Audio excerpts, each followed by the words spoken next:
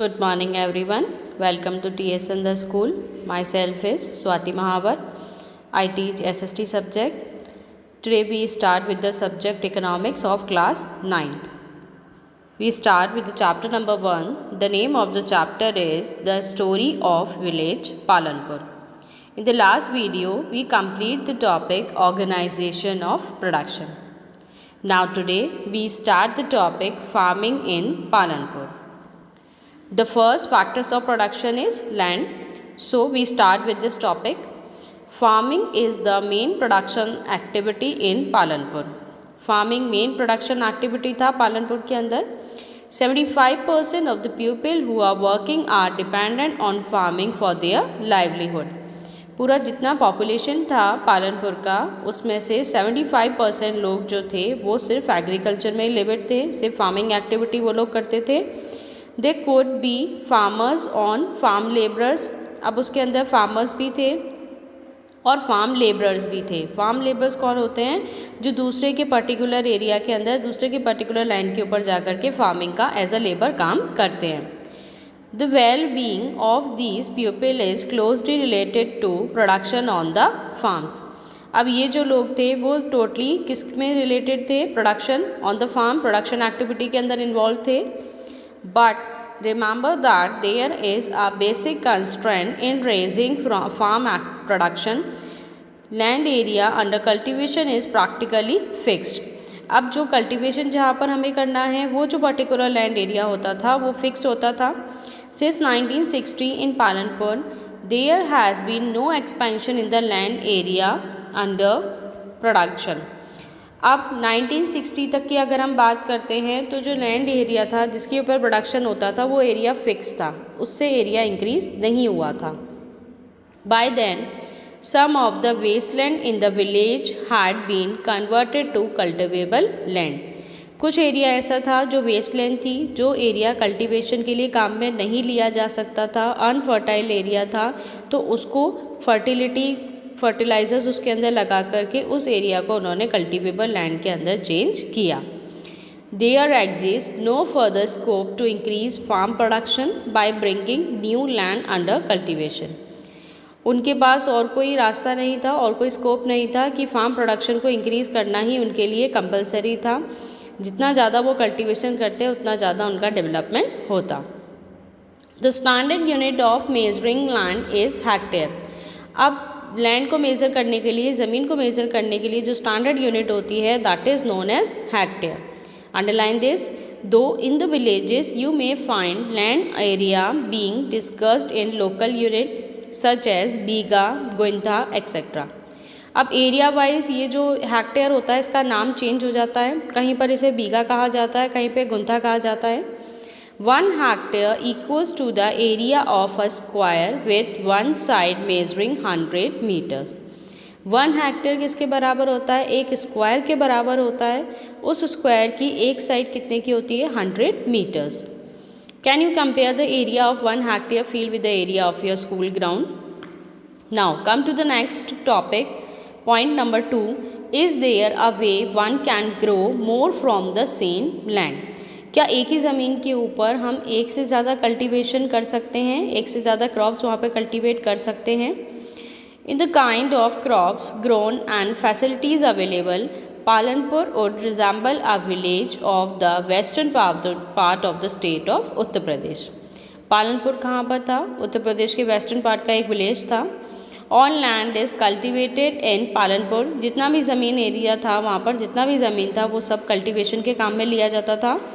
No land is left idle. कोई भी ज़मीन ऐसी नहीं थी जो खाली पड़ी थी. During the rainy season kharif farmers grow jowar and bajra. Rainy season में वहाँ के लोग क्या उगाते थे? ज्वार बाजरा, जो खारिफ क्रॉप्स कहलाती है.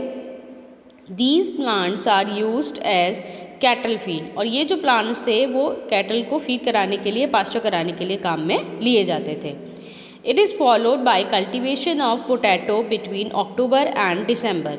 उसके बाद अक्टूबर दिसंबर में पोटैटो का कल्टिवेशन वहाँ पर होता था. In the winter season that is in the rabi season fields are sown with wheat. और विंटर सीजन के अंदर फील्ड के अंदर वीट उगाया जाता था. From the wheat produced, farmers keep enough wheat for the family's consumption and sell the surplus wheat to the market at Raiganj. अब जितना भी वो टोटल वीट का प्रोडक्शन करते थे उसमें से कुछ पार्ट तो वो अपने फैमिली के कंजप्शन के लिए रख लेते थे कि साल भर उनके फैमिली के कंजप्शन में जितना काम आएगा वो, और बाकी जो रिमेनिंग बचा हुआ था, जो पार्ट उनका कंजप्शन के बाद लेफ़्ट हो जाता था, बच जाता था, वो पार्ट क्या कहलाता था? Surplus cultivation. वो उनका सरप्लस कल्टीवेशन होता था, एक्स्ट्रा होता था, जिसे वो रायगंज जो उनके पालनपुर के पास में था वहाँ उसके मार्केट के अंदर ले जा कर के सेल कर देते थे। A part of the land area is also devoted to sugarcane which is harvested once every year. अब कुछ पार्ट वहाँ का ऐसा था जहाँ पर शुगर केन का कल्टीवेशन किया जाता था, लेकिन साल में सिर्फ एक बार। Sugar cane in its raw form और as jaggery is sold to the traders in Shahpur. अब शुगर केन जगरी मैंने आपको बताया था गुड़ होता है, जगरी के सेल करने के लिए शाहपुर में ले जाया जाता था शुगर केन को। The main reason why farmers are able to grow 3 different crops in a year in Palanpur is due to the well-developed system of irrigation. अब साल में 3 बार वो कल्टीवेशन करते थे। खारिफ क्रॉप्स का अलग होता था, पोटैटो का अलग होता था, राबी का अलग होता था। तो एक ईयर के अंदर उन्होंने 3 बार कल्टीवेशन किया, लेकिन ये सब पॉसिबल किसकी वजह से हुआ? Due to the irrigation facility. They have well developed irrigation facility in their village, क्योंकि उनके पास बहुत अच्छा इरिगेशन फैसिलिटी था, जिससे वो जो पर्टिकुलर एरिया जिसके ऊपर वो कल्टीवेशन करते थे वहाँ पर पानी का कोई भी शॉर्टेज नहीं था। Electricity came early to Palanpur. Electricity बहुत जल्दी आ चुका था पालनपुर के अंदर। Its major impact was to transform the system of irrigation. Persian wheels were till then used by farmers to draw water from the wheels and irrigate a small field. उससे भी पहले उनके पास क्या था? पर्शियन व्हील्स थे। उन wheels के through वो वेल से पानी निकाल करके अपने कल्टीवेशन के अंदर काम में लेते थे। People saw that the electric run tube wells could irrigate much larger area of the land more effectively. अब लोगों ने क्या देखा कि अगर हम ट्यूबवेल से इरीगेशन करते हैं तो हम जल्दी कल्टीवेशन कर सकते हैं और बहुत अच्छा कल्टीवेशन कर सकते हैं। The first few tube wells were installed by the government. सबसे पहले जो ट्यूबवेल्स लगाए गए थे वो किसने लगाए थे? गवर्नमेंट ने। Soon however farmers started setting up private tubewells. उसके बाद फार्मर्स ने अपने खुद के प्राइवेट लेवल पर ट्यूबवेल्स लगाए थे। As a result by mid 1970s the entire cultivated area of 200 hectares were irrigated. अब 1970s के मिड तक जितना भी कल्टीवेशन एरिया था वो कितना आ चुका था? 200 hectares. Not all villages in India have such high level of irrigation. Apart from the riverine plains, coastal region in our country are well irrigated. अब ऐसा नहीं है कि हमारे इंडिया के अंदर जितने भी विलेजेस हैं वहाँ पर high level of irrigation facility available हो। कुछ एरिया है जैसे रिवरलाइन प्लेन्स है, कोस्टल रीजन है, वहाँ पर वेल इरीगेटेड फैसिलिटी अवेलेबल थी। But in the contrast plateau region such as the Deccan plateau have low level of irrigation. Plateau area आ गया, चट्टानों वाला इलाका आ गया, तो वहाँ पर इरीगेशन फैसिलिटी बहुत कम थी।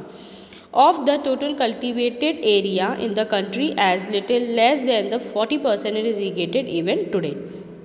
अब इंडिया के अंदर जितना कल्टिवेटेड एरिया है उसका 40 से भी कम परसेंट एरिया ऐसा है जो आज इरीगेटेड होता है।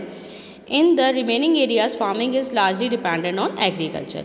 और बाकी का जो 60% वो आज भी किसके ऊपर डिपेंड है? रेनफॉल के ऊपर। अगर रेनफॉल अच्छा होगा तो कल्टीवेशन अच्छा होगा, रेनफॉल अच्छा नहीं होगा तो कल्टीवेशन भी अच्छा नहीं होगा। To grow more than one crop on a piece of land during the year is known as multiple cropping. Underline this. यहाँ से क्वेश्चन बनेगा व्हाट इज मल्टीपल क्रॉपिंग। तो मल्टीपल क्रॉपिंग क्या होता है? किसी पर्टिकुलर एरिया के अंदर किसी पर्टिकुलर ज़मीन के ऊपर एक से ज़्यादा क्रॉप जब उगाए जाते हैं during the year, that is known as the multiple cropping. It is the most common way of increasing production on a given piece of land. और कॉमन वे है, ये कॉमन तरीका है जिससे आप अपनी प्रोडक्टिविटी बढ़ा सकते हैं अपनी ज़मीन की। All farmers in Palanpur grow at least 2 main crops. Many are growing potato as the third crop in the past 15 to 20 years. अब जितने भी वहाँ पे फार्मर्स थे वो एटलीस्ट 2 क्रॉप्स तो उगाते ही थे, लेकिन कुछ ऐसे थे जो third crop that is potato भी वहाँ पर कल्टीवेट वो लोग करते थे। You have seen that one way of increasing production from the same land is by multiple cropping. The other way is to use modern farming method for higher yield. अब एक तो मल्टीपल क्रॉपिंग हो गया cultivation बढ़ाने के लिए, दूसरा जो तरीका था कल्टीवेशन को इंक्रीज करने के लिए था वो था farming method, modern farming method. Modern farming method के अंदर क्या था, yield is measured as crop produced on a given piece of land during a single season. Yield क्या था कि कितनी प्रोडक्टिविटी आप कर रहे हो एक सिंगल सीजन के अंदर उस पर्टिकुलर लैंड पर। Till the mid 1960s the seeds used in cultivation were traditional ones with relatively low yields. 1960 तक था जो उनका कल्टीवेशन का जो पैटर्न था वो ट्रेडिशनल था। अब ट्रेडिशनल के अंदर क्या था, traditional seeds needed less irrigation. जो ट्रेडिशनल सीड्स थे उनको पानी की कम ज़रूरत होती थी, लेस इरीगेशन वो रिक्वायर करते थे। फार्मर्स यूज काउ डंग, गाय का जो गोबर होता था उसको एज अ मेन्यूर वो लोग काम में लेते थे, and other natural manures as fertilisers. All these were readily available with the farmers who did not have to buy them. और ये सब फार्मर्स के पास में वहीं पर हाउस होल्ड में उनके अवेलेबल रहता था, बाहर से किसी मार्केट से उनको परचेस करने की ज़रूरत नहीं पड़ती थी। Okay, Now, the Green Revolution in the late 1960s introduced the Indian farmers to cultivation of wheat and rice using high-yielding variety seeds, HYVs of seeds. अब 1960 से ग्रीन रेवोल्यूशन स्टार्ट हुआ था, अंडरलाइन दिस। वहाँ पर green revolution जब start हुआ था तो किसके लिए किया गया था, mostly for the two crops wheat and rice. Wheat और राइस की क्रॉपिंग के लिए हाई यील्डिंग वैरायटी के सीड्स काम में लिए जाते थे। Compare to the traditional seeds, the HYV seeds promise to produce much greater amount of grain on a single plant. HYV seeds use करने के बाद में जो कल्टीवेशन एरिया था, जो प्रोडक्टिविटी थी वो उनकी क्या हो गई थी, इंक्रीज़ हो गई थी। एक सिंगल प्लांट से ही वो बहुत अच्छा प्रोडक्टिविटी गेन कर लेते थे। As a result, the same piece of land would now produce for far larger quantity of food grains than was possible earlier. अब इतना अच्छा प्रोडक्टिविटी उनका हो गया था जितना अच्छा उन्होंने उससे पहले कभी भी गेन नहीं किया था। High yielding variety seeds, however, needed plenty of water and also chemical fertilizers. अब इसके अंदर पानी की भी बहुत ज़रूरत पड़ती थी, मॉडर्न टेक्निक था ये, साथ में केमिकल फर्टिलाइजर्स भी हमको चाहिए होते थे। See the picture 1.4 modern farming methods. अब इसके अंदर क्या दे रखे हैं, HYV सीड सबसे ऊपर, उसके बाद fertilisers, then pesticides, dams, electricity, pump sets, irrigation, canals, diesel, farm machinery, means यहाँ पर ट्रैक्टर उनको नीड होता था। तो ये सारी चीज़ें जो थी वो मॉडर्न फार्मिंग मेथड के अंदर काम में आती थी। You have to learn this diagram, okay. Now pesticides to produce best result, अच्छा रिजल्ट पाने के लिए, अच्छी प्रोडक्टिविटी के लिए हम पेस्टिसाइड्स यूज़ करते थे। Higher yields were possible only from a combination of HYV seeds. Higher yield जो होता था, अच्छी फर्टिलिटी जो होती थी वो HYV सीड्स से होती थी।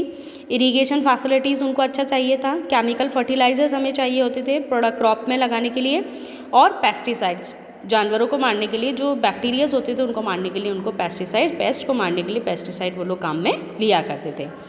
Farmers of Punjab, Haryana and western Uttar Pradesh were the first to try out the modern farming method in India. Underline this, सबसे पहले मॉडर्न फार्मिंग मेथड कहाँ लिया गया था, Punjab, Haryana and western Uttar Pradesh. The farmers in these regions set up tube wells for irrigations and made use of HYV seeds, chemical fertilizers and pesticides in farming. अब यहाँ के जो फार्मर्स थे उन्होंने HYV सीड्स यूज़ करने के बाद में अच्छा इरीगेशन फैसिलिटी यूज़ किया, केमिकल फर्टिलाइजर्स यूज़ किए, पेस्टिसाइड्स उन्होंने यूज़ किए।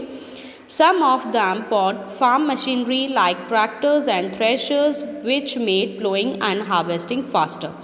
They were rewarded with high yield of wheat. अब उन्होंने मॉडर्न मशीन्स भी यहाँ पर काम में लिए, ट्रैक्टर्स, थ्रेशर, ताकि ज़्यादा से ज़्यादा वो हार्वेस्टिंग कर सके, जल्दी से जल्दी हार्वेस्टिंग कर सके और जो इंक्रीज प्रोडक्टिविटी है उसको जल्दी से जल्दी हार्वेस्ट कर सके। In Palanpur the yield of wheat grown from the traditional variety was 1300 kilogram per hectare. जब वो मॉडर्न ट्रेडिशनल वेराइटी यूज़ कर रहे थे, ट्रेडिशनल टेक्निक्स वो यूज़ कर रहे थे, तब कितना प्रोडक्टिविटी था उनका, only 1300 kilogram per hectare. With the HYV seeds the yield the yield went up to 3200 kilogram per hectare. कितना इंक्रीज हो गया उनका? 1300 से 3200 kilogram per hectare modern technique use करने के बाद में। There was a large increase in the production of wheat. Farmers now had greater amount of surplus wheat to sell in the market. अब उनके पास बहुत ज़्यादा अमाउंट में अवेलेबल था प्रोडक्शन, ताकि वो मार्केट के अंदर सेल करके अच्छा प्रॉफिट कमा सकें। ओके।